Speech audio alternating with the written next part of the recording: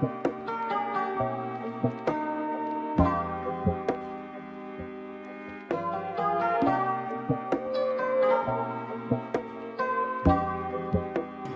you guys for joining us. My name is Avidon M. Respes, Director of Business Development with Riyadh's Mindset, Media, and Music, where we cover all things related to your mindset, all things related to media, and everything that is related to music. And right here we have Patrick Tugwell. He's a 26-year-old entrepreneur, okay, from the Northern VA area. Last year I had the pleasure of interviewing him, and that was the first time we even got to meet, right? So the second time that we're meeting, you know, we're in another stage right now. We've accomplished a lot of our goals, a lot of different dreams that we had, and now we're touching base on the next level type of things. So I'm not gonna share, I know I have his bio right here, but I'm gonna let him share his story a little bit, right? If you guys can check the other video out, it's on Facebook. Make sure you look at that because you can get a great understanding of why you need to start in business.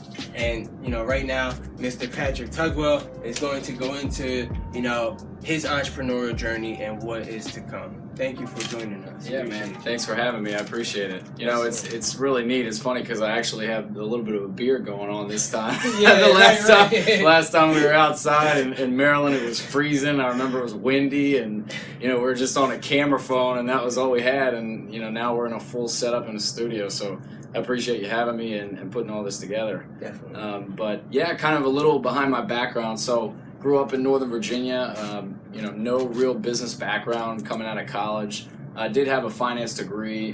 Graduated from UNC down in North Carolina. Came up after, came up. Nice. I graduated a year early. Because kind of the deal with my parents was if I went out of state, I had to graduate early.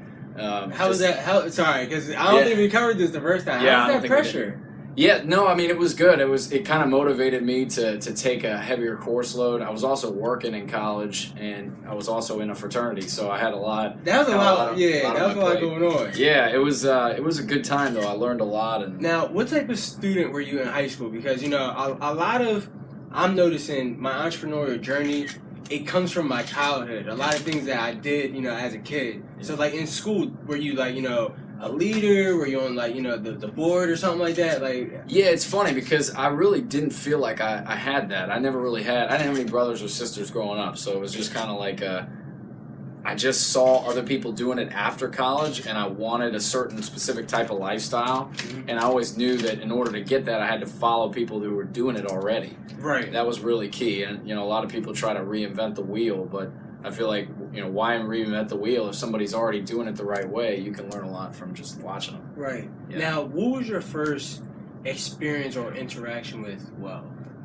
Yeah, well, I mean, it's interesting because I like I said, I got out of college. I had no business experience. I went and did what everybody says you should do, which is to go build the resume and, you know, kind of find a job and work in the field that you just paid a bunch of money for to get a piece of paper. And, you know, I got the piece of paper and I was like, okay, you know, I got hired back in the restaurant that I worked at in high school as a manager. And then I came back and I was like, well, I can work during the day. And if I work more hours, I'll make more money. And so I got a job as an accountant during the day, and I was hitting rush hour traffic going back and forth. I worked pretty much every day for about a year, a little over a year, about a year and a half. Yeah.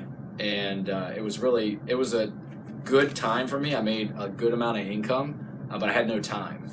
And that was something that, you know, a lot of people struggle with. They have the income, they have the financial side, but they have no time to use the income that they've made. Definitely. Yeah, and there's an interesting quote that I talk about a lot, is that there's a lot of people that spend the first half of their years, their lifetime, making money and losing their health, and then they spend all that money on the second half of their life for the health. That's facts. Yeah. That's definitely facts, because, you know, when people get to, I don't know if you know, like the 45-year plan, but yeah.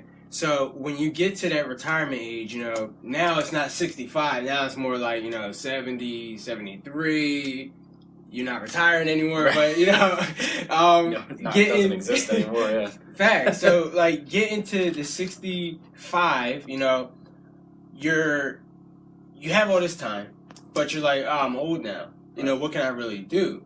I have this money because I built up my retirement, my pension, all these different things. You know, I got my kids, you know, if anything, they can help me out, whatever, but I don't have my youth so much anymore. Right. So, was there somebody, because, all right, you know, everybody around you was telling you, you know, to get a good job. You know, you got a good job. Yeah. You're in finances, and we know finances, they do pretty well. Right. But even still, why was time so important to you? Yeah, so that's a great question. This is something that I'm really passionate about, is because I always put family first. Family was huge for me, and I knew growing up that I wanted to be able to set up my future family for the same lifestyle that my parents gave to me, which was my dad was able to work from home. My mom made a really good income, worked her way up 30 years in the same company, from a buyer, saw an ad in the newspaper. Amazing. Now she's a lead systems analyst of a major corporation. Wow. And so she made a good income. My dad worked in sales for a long time and worked from home. Yeah. So when I was growing up as a kid, he was able to, you know, help me with my studying, my spelling quizzes. If it was pouring down rain, you know, he would drive me to the bus stop, and just the little things that when you're 8 you don't appreciate. But when you're 28, 26, you know, 30, you really start to appreciate those little things. Definitely. And how it assists you in your growth process as a kid. Right. And so I that was a passion of mine, and I knew that working as an accountant, I was working about 85 hours a week at that point. 85 hours. Yeah, and I really didn't have any time, and I knew that I couldn't sustain that forever. Like, I wanted to have a family, I wanted to have kids. I still don't have kids, but I know I will, you know, at some point, and just whenever that comes into play, I'll have already set myself up for just the time freedom to be able to, you know, coach the baseball team and do little things like that. So definitely. Yeah. So you're in accounting. What business did you automatically get introduced to the business that you're in, or did you like try some other things? Did you think, yo, maybe I'll try this, I'll do that? You know, like, how did you really start business? Yeah, it's a good question. So I got involved with the company I'm with now, actually, straight out of working as an accountant. So, did we say the name? Yeah. Nerium, yeah. So Okay. Nerium International, we actually just had a huge brand overhaul, so the new name of the company is Neora. Nice. Neora. And that was the company I started with about 4 years ago. And it's in the industry of network marketing, which is an interesting industry because we get, you know, it gets a lot of good media and a lot of bad media. Right. You know, and some of the names I agree with. You know, they're just like any other industry. There are good people. Do you mind if and we bad people. tackle some of that bad media real Of course, quick? absolutely. I actually started in network marketing. I mean, that's honestly, you know, how we're even here today, because network marketing, they were like, look, if you're going to do it, make sure that there's a system behind it. Yep. Make sure that the product you can believe in, and make sure that you can actually make money from it. I mean, if it doesn't have that, if the team, you guys can't vibe, if they're like, you know, secretive or whatever, you need to really reconsider it. But yeah, how do you feel about the whole network marketing? Yeah, I think the biggest thing with the industry is a lot of people, the bad rap is that nobody makes any money. That's like the biggest rap. And what's interesting is it's true. About 3% of people make a really, really high income in network marketing. But that's true across all industries. Right. So if you notice, like, 5% of businesses make it past 5 years, and only 1% make it for a long, long time. So it's very not sustainable and very difficult to win in franchising, you know, starting your own brick and mortar business. And especially now with social media and stuff, you see a lot of people doing well on social media, and then these brick and mortars closing because they're driving e-commerce more because of Amazon and these different, you know, outlets.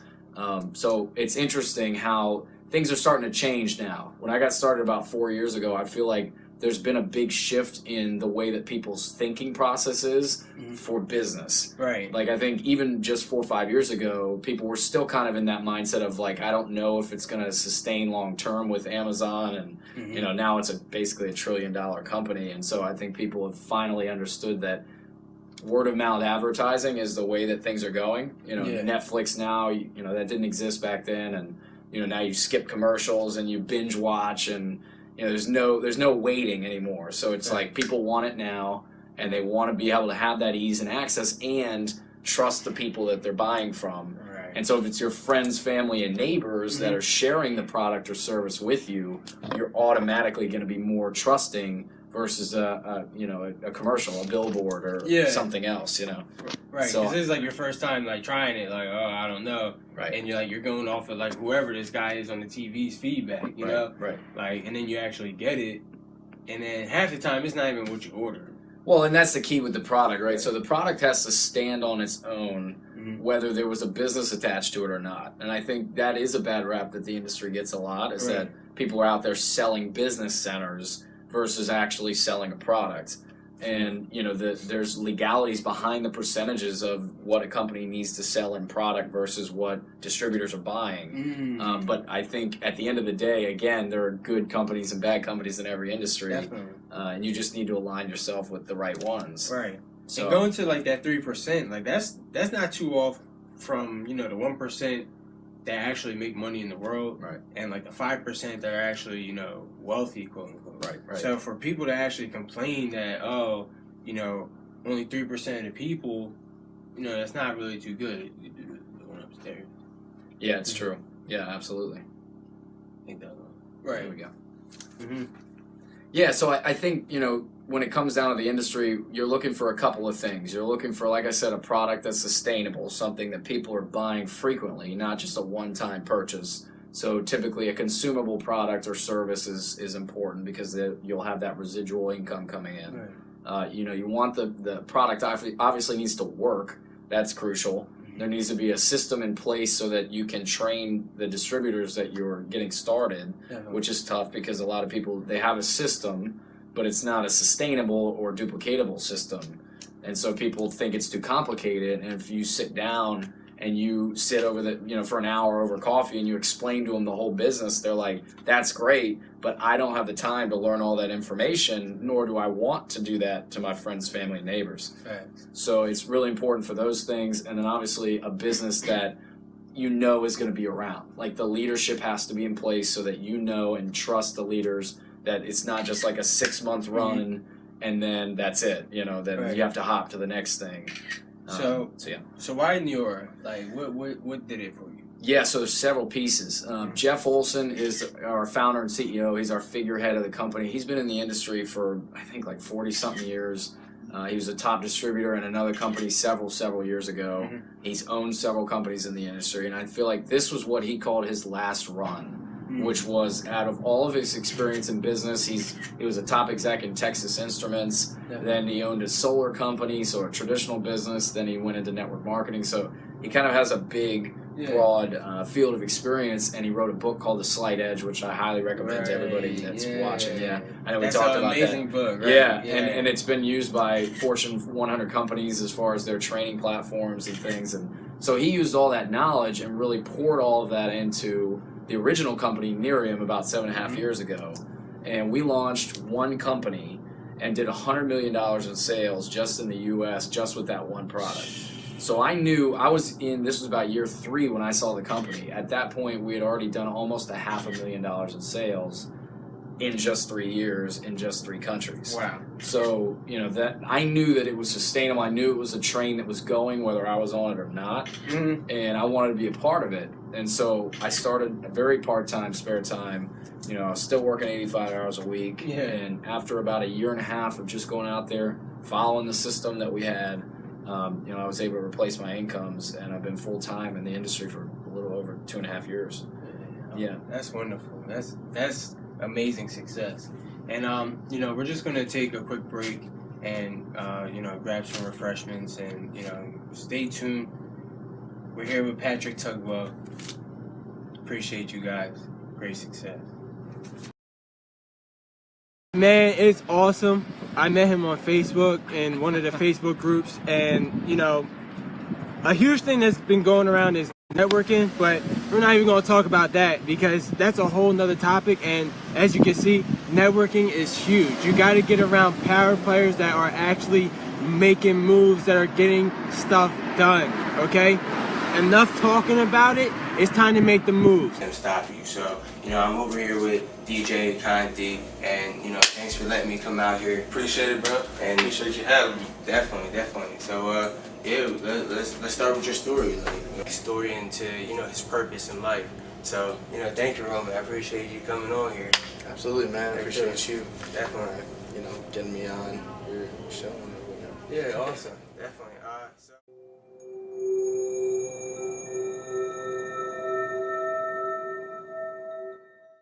Hi, my name is Avidon M. Respes, and I'm the business director for Briodes Mindset, Media, and Music, where we cover all things related to your mindset, to the media that goes out into the world, and to the music that you listen to each and every day.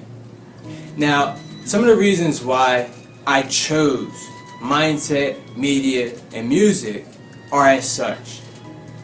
Mindset is key to success. If you don't have the right mindset, you'll never be able to advance in any area of your life. Anything that you want to get better at, it takes the proper mindset in order to overcome those challenges to level up in that area. Media. Once you start to develop, your game plan for success, you need exposure. Now, I work with a lot of entrepreneurs, I work with a lot of influencers and content creators, so media exposure is so crucial to making the proper money each and every day, each and every week, each and every month. So the right media will get you the right attention to get you the right money. And music, from the time that you're born, from the time even before that, since you start to become conceived into your mother's womb, or if you were made in an incubator, but that's neither here nor there. But from the time that you're able to hear music, vibrations, sounds, they're all around you. And in each and every movie, TV show, whatever you surround yourself with, there's always some sort of melody that's going around. So, mindset, media, and music. If you want to change your life, you need to focus on one of these three areas.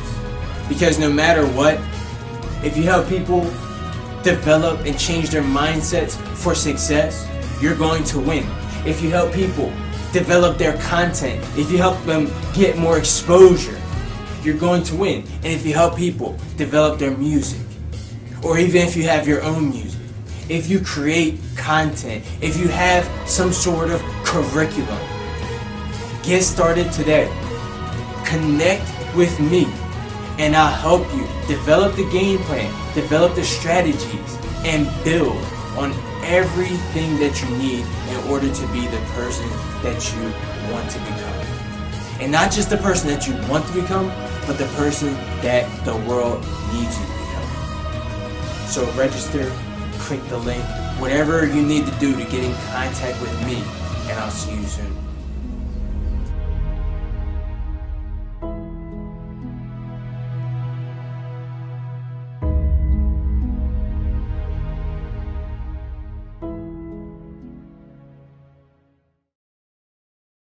Thank you guys for joining us in this second segment where we're covering Patrick Tugwell's successes, his life story, and pretty much what he's doing with Neura and their expansions. And we left off with why he started getting into network marketing first and foremost.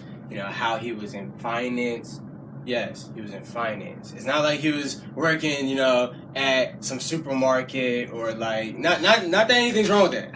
But I'm just saying, like, the dude's in finance, he's making decent money, and a lot of people are like, oh, network marketing, this and that. And this business professional that is, dealing with accounts, that's dealing with a lot of sums of money, is like, you know what?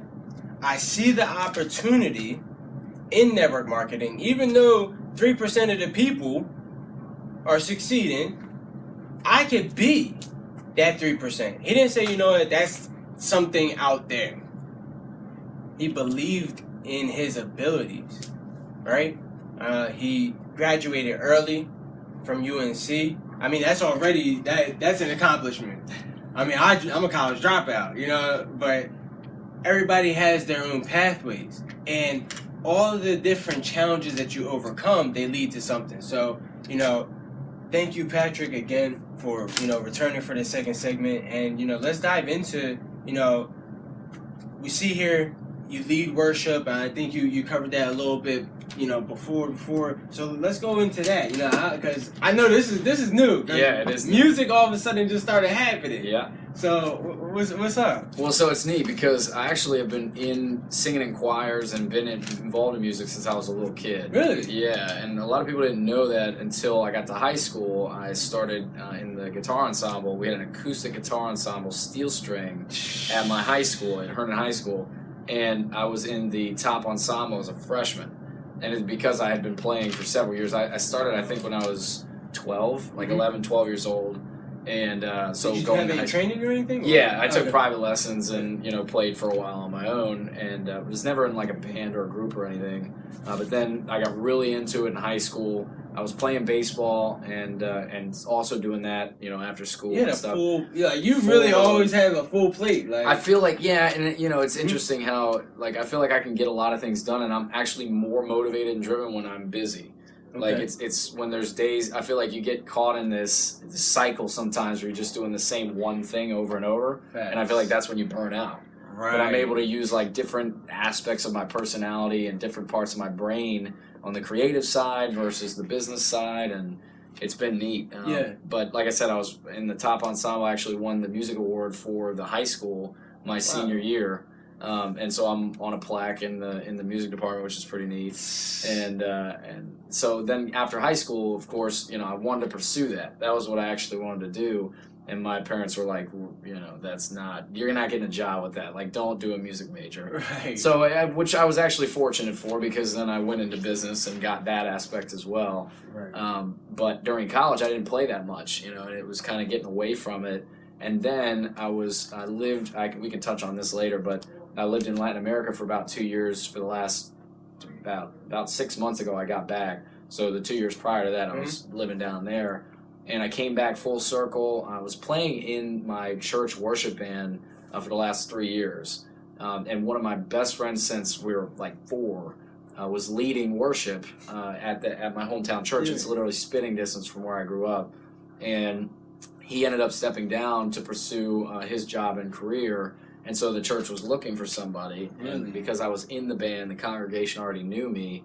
And so I was... Funny how stuff like just comes together. Yeah, it's amazing how the timing is. It was honestly a blessing, because had it been 6 months prior or 6 months later, I probably wouldn't have taken it. Wow. Because 6 months prior, I was in another country, and 6 months from now, who knows? Yeah. And so, you know, it just worked out perfect timing, and they didn't even think I was going to consider it, because my traveling and the schedule was so crazy.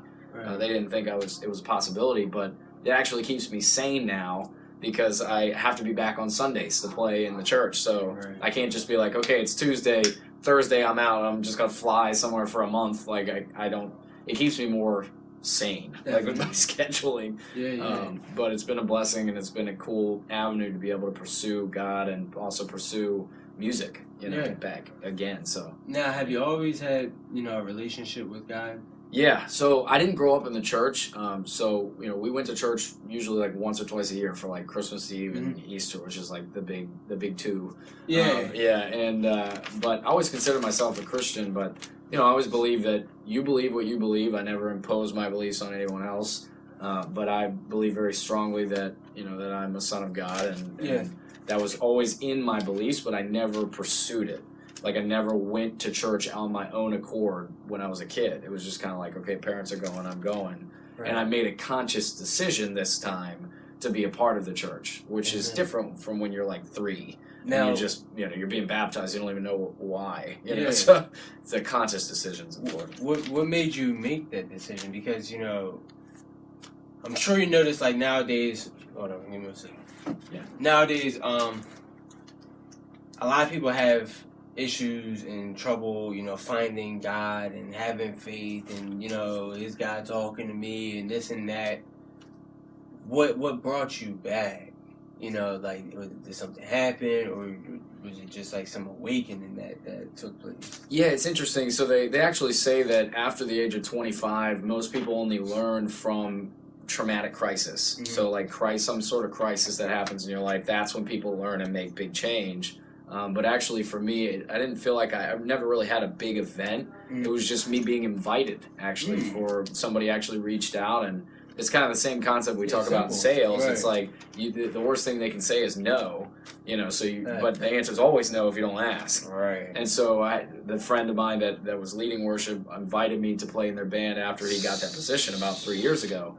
And that's what got me going again. But then I started traveling. Right. So then it was me plugging in they have a streaming so that I can listen to it on Sundays. And so I was still plugging in even when I was overseas. Right. And when I came back, like I said, you know, I got the opportunity, and that was when I took the opportunity to actually lead it.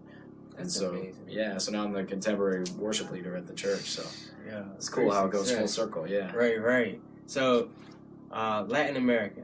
Yeah. What led you there? Was it Europe, or did you just happen to? No, I didn't just like stumble into Colombia. Yeah, I had no links to Latin America. Okay. So Colombia to be like exact. Specifically, Colombia. And then I did travel to a few other countries, but I was living in Bogota, which is the capital. And what's neat is I was down there for about 2 years. And like I said, I didn't know Spanish when I went down there the first time. Right. I had one good friend of mine who went to a rival high school up here, actually in Northern Virginia. And it was funny because he was from Colombia, but at that time I was the typical, ignorant American. I didn't know the difference between Colombia, Venezuela, Brazil. Like, I really didn't know the difference. And so he never mentioned it, so I never knew. And the company was going to launch into Colombia in about 3 years ago, I found out. Yeah. And I looked at it for several reasons. I knew it was a niche because I know there's very few people in the U.S. as far as leadership in my company that spoke fluent Spanish. And now I didn't either. So most people would think, well, how would you ever lead anything? Like most people wouldn't even try. Right. And I was looking at it as an opportunity, which is what I try to look at everything as, even when it's a difficulty, try to look at the opportunity side. And most people don't, and that's where you get the opportunity. Definitely. So I looked at it as an opportunity. I went down there in January, actually, to actually do some business. So I had a couple of connections through Gabriel, the guy that was a friend of mine. We went down there. He actually turned out, he was in network marketing before, so he's personally developed. He understood leadership and things.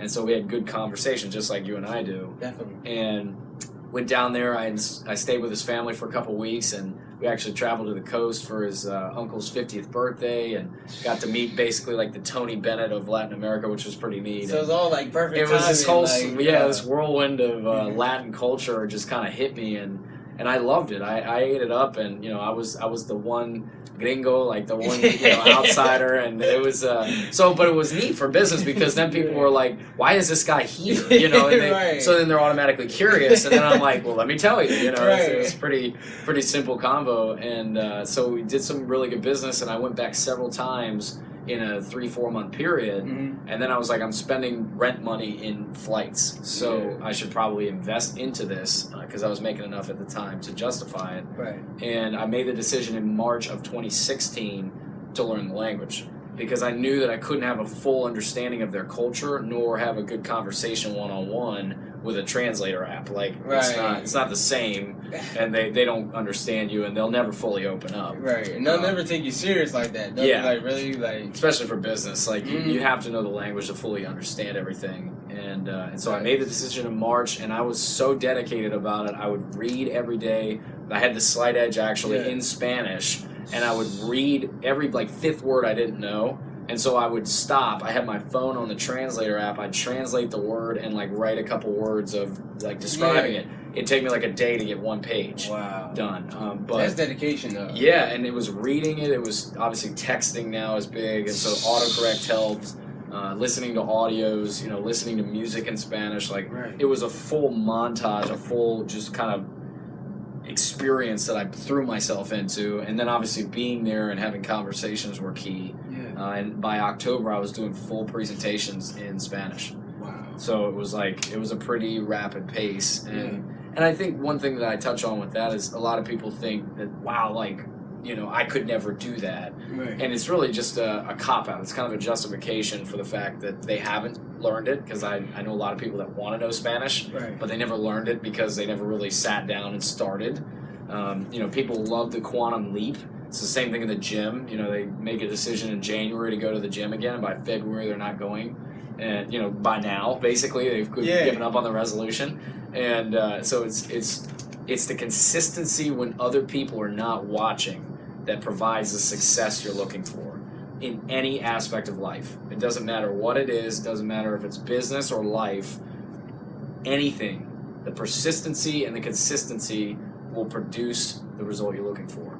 And so it was the same thing with the language. And I felt like I was, maybe from the musician aspect, I had a good ear, so I picked things up quickly. Right. I don't know.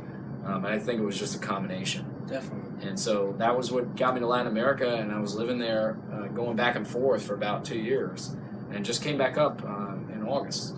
This past This past August, yeah. Wow. Yeah, so now I'm back here because working in the church and stuff. Right, definitely. Yeah. So it's cool. how is business and travel and managing that? Because we already see that you're good at managing a lot of stuff on your plate. So travel is a whole nother aspect, because you got team members in a whole nother country. Right. You're not just in a whole nother state, now they're in a whole nother country. So as a young entrepreneur, young business guy, I'm sure you're dealing with older people, because older individuals are serious. I'm not saying that we're not, but you already see what time it is. Yeah. So how do you manage that, and how do you really continue to grow within that? Because I'm pretty sure some people might take a couple shots, you're young, this and that, whatever, but, you do very well. So how do you maintain? Well, I appreciate that. I think, a lot of it's priorities, right? So I travel not because necessarily I have to. Mm-hmm. So, there are some companies where you're actually an employee of that company, and they force you to travel like a certain amount of time out of the year. I travel to the regions that I feel like are most lucrative. So if like a certain amount of people are getting together and they're doing events and they're excited and there's growth in that region, then I'm going to fly there to support. Right. And we do events, we do trainings, whatever language. It's pretty much the same training regardless if it's, whatever country. We keep it pretty simple and duplicatable for that reason. Right. So that you could fly to another country and they're doing the same system as you, just in a different language. And so, with traveling, I think I actually like traveling. Mm-hmm. Some people don't, but I feel like nowadays with our generation, most people do want to travel. Yeah. So that's like a big selling feature that people see when they see our lifestyles and stuff, and they're like, I would love to just be able to fly to Guam, whatever, and like the Bahamas and take vacations and just all that want to stuff. leave, Well, right, and it's kind of, the people always want the result, but they're not willing to put the action in to actually get the result. Yeah. And that's the front end activity to provide the lifestyle that you really are looking for. Definitely. And so you're not going to get that working as a clerk in a supermarket, like you mentioned. Like, you might be able to save up a lot of money and take a vacation once a year, but it's not the lifestyle you're looking for. And for things to change, you have to change something you're doing. And so I think, that's the crucial key. Like, are you on the track to provide the lifestyle you're looking for? Definitely. And if you're not on that track and don't see it as potential, you need to change something or add something. Yeah.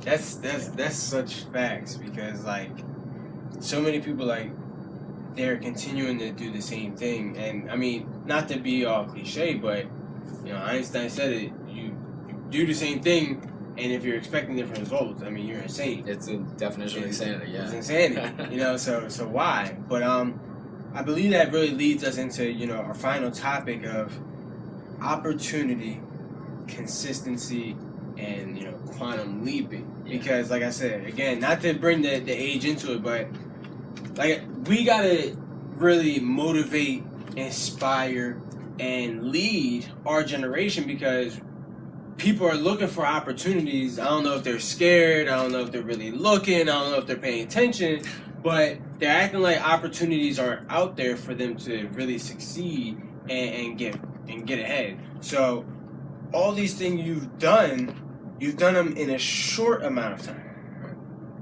Now, that's not saying it's a get rich quick or overnight or something like that. It's just that consistency.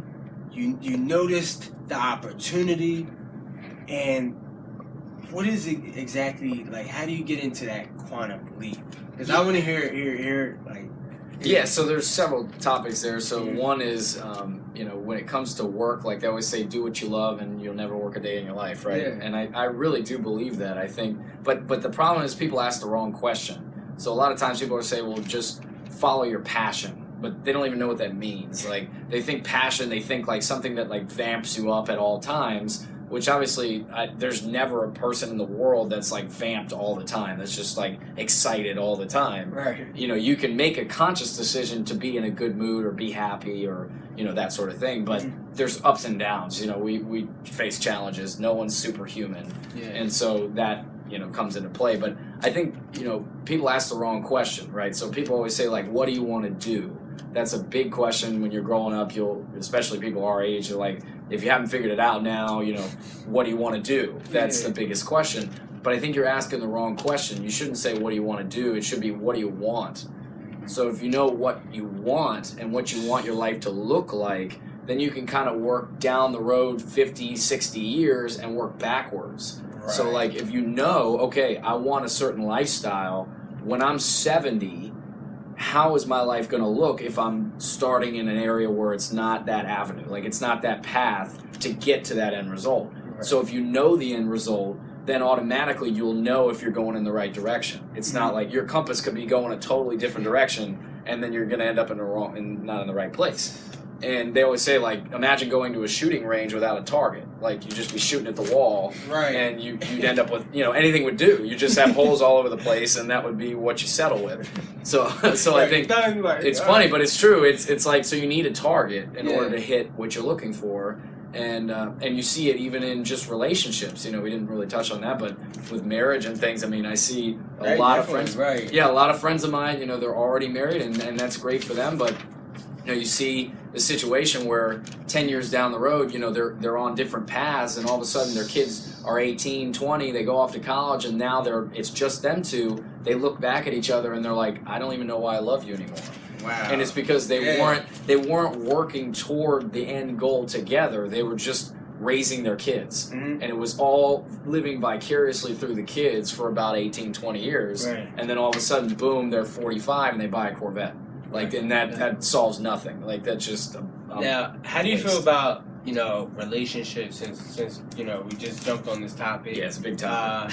Relationships and entrepreneurship, because I'm being honest, I feel like it's a little it can be a little rocket and manage sometimes. You're like, for sure, because she wants time and you want to give her time, you want to do stuff. I mean. And at the same time, you're like, yo, but I got a meeting over here. I got this to do. So, are you in a relationship? I'm not right now. Yeah, okay. Yeah, but I will say, though, just from personal experience and what I've seen from other people, I don't claim to be an expert on relationships, but I read. Right. But I do read a lot on psychology. It's a definite hot spot for me, and I love reading about it. And, what's interesting, like, there's a book called The 5 Love Languages, and it's a really key book, and it talks about the 5 different love languages that people live in. Right. And when you're in a relationship, a lot of times what people do is they give what they want to receive, which is reasonable. That's what we're taught to do. The problem is, imagine a scenario where a husband and wife are together, husband comes home, he takes the garbage out because he's an acts of service person. So he takes the garbage out without her asking for it. Well, she's a words of affirmation person, so he didn't tell her that he loved her. Right. So he takes the garbage out thinking that action will serve as the justification for I love you. And she goes, well, if you really love me, you take the garbage out every day. And so it's that concept. And then they butt heads because they're both not getting what they're giving. Definitely. But in reality, to solve that problem, you need to give to the other person what their love language is. Right. So give what they want to receive, and the other person does the same thing, and then you jive. Right. And so I think that's the key with the relationship, even in entrepreneurship. Yeah.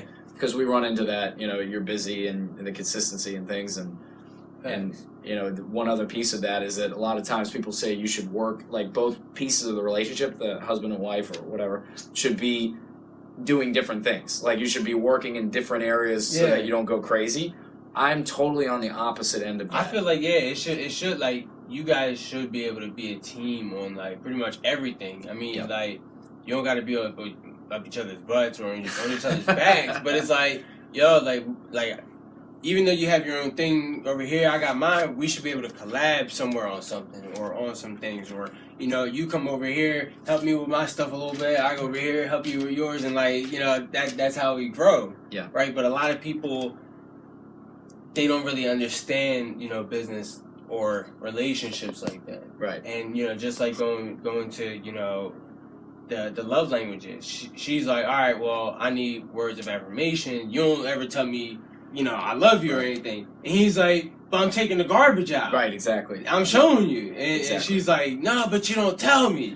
Well, so, and I think with relationships it's crucial because how many people do you see that they have all the money in the world, they have a successful business, you'd think they'd be really happy, but their relationship is so rocky. Yeah. So when they go home, they're depressed, and they're not fully fulfilled because their relationship's not happy. right. And so it's a big piece, and that's why it's important for everyone that's watching that you focus on your relationship if you have one, and if you don't, you should be spending, regardless if you have one or you don't, you should be spending a lot of time growing you. If Right. both parties work on growing themselves, both parties will grow together. And it's crucial because if one's growing and the other's not, 5 years from now, the one has grown a lot in those 5 years and the other one hasn't. And now you look back and you're like, I don't. Right. And you see the thing with them going on different paths that 10 years, 13 years, 14 years later, whatever, all of a sudden they look back at each other and they don't know each other. But that's when the husband or wife ends up with the secretary because they're in the same field, Right. so they understand each other's issues and the busyness and the scheduling. And the perception of togetherness. Yeah, and they're spending a lot of time together and stuff, and then the wife or the husband's doing something else, and they don't understand each other, and they're in totally different right. paths in their lives. And they try to talk, and they can't really, have the right communication. Right, and so I think at the end of the day, the keys there are growing you, always working on yourself, feeding into the other person's love language. Obviously, you have to know who you are before you can ever expect someone else to know who you are. So it's crucial to know who you are and know what you're looking for. That way you won't settle. Yeah. Because if you know every aspect of the relationship you're looking for, when you get into something, you'll quickly get out of it if it's not that. It won't take you a year to figure out if it's worth it. You'll figure it out in a month, which takes someone else a year, and then you're like, well, I just wasted all this time. Now, do you have particular things that you look for in a relationship? Yeah, I mean, obviously, for me, I spend a lot of time growing myself. Yeah. So you're always looking for somebody that's growing at the same speed or faster, somebody that can challenge you, and they don't have to be the same person. And you're not ever going to find the same person. We're all unique, and we're all looking for different things. But, someone that challenges you, I think sense of humor is crucial. Yeah. I'm pretty sarcastic sometimes, so it's you got to be able to understand that and stuff. But then also the flexibility, right? That, he or she can have the confidence that there's no jealousy. Okay, I go to a meeting with a female, or the female goes to a meeting with a male. It's just business. Right. It doesn't have to be an issue there. And so it's just, there's a lot of aspects. But I do feel like everybody who's watching this should have a checklist of ideal characteristics in the other person and that you're looking for. Because again, if you have no target, anything will do. Right. And so I think it's crucial when you're dealing with relationships. People do this in business all the time. They set goals and targets, but they don't do it in relationships. And I'm like, that's a huge aspect of your life that you should have goals. So, definitely, and it's no cooler than having a relationship where you're both setting goals together. Right. That's pretty neat. And it's pretty exciting. Definitely. What's something that, you want to leave the audience with, and something that, before you even came here, you're like, you know what, I really would like to touch on this. Yeah. So, yeah, I'd like you to share that. Yeah, so I really always try to do everything that I do in my life based on heart. I try to lead through heart. It's really my goal. And, it's interesting where you see business and issues in relationships and all the aspects that we talked about today, all the different categories of life. You see issues when there's people not leading through love. Yeah. And I try to lead in everything that I do through love and coming from a good place, really caring about the other people that you're dealing with, whether it's business, relationships, or life. You really want to care about the other people and always try to give more than you're receiving. And the key to happiness is ultimately finding your happiness. you know, and when you're happy, then you spread that to the other people you're around, and then people go, wow, he's always excited, he's always happy, like, why is it, you know, and they want to know, and it's really just a decision, you know, you just made a decision that no matter what's going to happen to you in your life, you know, everything, there's an old quote that I like a lot that talks about you're either going into stuff or you're coming out of stuff, but there's always stuff, Right. you know, so everybody's going through something you have no idea about. I think Plato said that. And, you know, you got to be kind because you really don't know. And, you know, we were talking about it earlier with, there's a huge topic, obviously, in America right now, and issues with, you know, just issues with different types of people, right? I mean, just different colors and different genders and different relationships. And it's like, this is my favorite sweatshirt. I feel like this is the thing I should end on, is this sweatshirt here. Yeah, and it talks about love thy neighbor, you know, in every classification thereof, you know, and it's really important to do that, because I think this world would be a better place if we just loved each other more. Definitely. Yeah, so it bleeds into every aspect of life. Well, definitely, you know, I appreciate you coming out here. You know, I love you. Likewise, you know, brother. Like, Likewise. it's awesome for us to, you know, reconnect and really experience each other's growth, because, you know, I love being able to follow you on social media, see you, you know, interacting with your team, see you, you know, succeeding again at such, you know, a young age. Because when I was 22, I moved to Israel. By the time I was, you know, 25, I was into business, but, you know, I wasn't at that level. Yeah. And now, you know, I look at, you know, we got Jiggy Woods on the camera, and he's making it happen. He's also, you know, a young guy as well. Absolutely. It's very inspiring, and it's very motivating for me, because, you know, as somebody that's just a little bit older, just like you said, you want somebody, you know, not just in a relationship, but you want your friends, your brothers, Totally. your neighbors to also be pushing you, challenging you, making sure that you're keeping accountable with the goals that you have and the successes that you're praying for. Yeah, the laws of association. Mm-hmm. You're the average of the 5 people you spend the most time with. Definitely. Totally. And I enjoy spending time with you. Likewise, brother. So I appreciate you sharing your story. Where can people find you? Yeah, so I'm on Twitter, Instagram, Facebook, just my first and last name, Patrick, Patrick Tugwell, Tugwell. Just add the app before that, and Definitely. you can find me on there. Yeah. And what about New York? Should they, like, how did they get started? Can they contact you? Yeah, absolutely. Just get in contact with me. I'd be happy to get you some Do information. they have to be in the same area, or? No, it can be in any of the countries we're in. We're in 14 countries now globally. So if you're in a specific country that you're watching this and tuning in that's not in the U.S., just get in touch with me, and I'll do what I can for you. Definitely. Yeah. God bless you, brother. Likewise. God Great bless. success. Appreciate it. See you guys soon. Take it easy.